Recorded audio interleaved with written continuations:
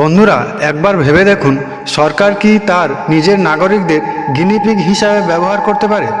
আমেরিকার ইতিহাসে টাস্কেগি এক্সপেরিমেন্ট হলো এর সবচেয়ে জঘন্য উদাহরণ। 1932 সালে 600 জন আফ্রিকান আমেরিকান মানুষকে বলা হয় তাদের বিনামূল্যে চিকিৎসা দেওয়া হবে, কিন্তু আসলে তাদের শরীরে সিফিলিস নামে একটি ভয়ঙ্কর রোগ ছিল। ডাক্তাররা তাদের সুস্থ করার বদলে শুধু পর্যবেক্ষণ করতে থাকে যে এই রোগের মানুষ কিভাবে তিলে তিলে মারা যায়। সবচেয়ে অমানবিক ব্যাপার হলো 1947 সালে পেনিসিলিন আবিষ্কার হয়, যা দিয়ে এই রোগ পুরোপুরি ভালো করা যেত, কিন্তু গবেষকরা ইচ্ছা করে তাদের সেই ওষুধ দেয়নি। টানা 40 বছর ধরে এই পরীক্ষা চলে এবং শতাধিক মানুষ বিনা চিকিৎসায় মারা যায়। 1972 সালে খবরটি ফাঁস হওয়ার পর বিশ্বজুড়ে তোলপাড় শুরু হয়। ইতিহাসের এই কালো অধ্যায় সম্পর্কে আপনার মতামত কি কমেন্ট করে জানান, আর ভিডিওটি ভালো লাগলে একটা লাইক করুন, আর এই রকম ইন্টারেস্টিং ভিডিও পেতে আমাদের চ্যানেলটিকে সাবস্ক্রাইব করুন।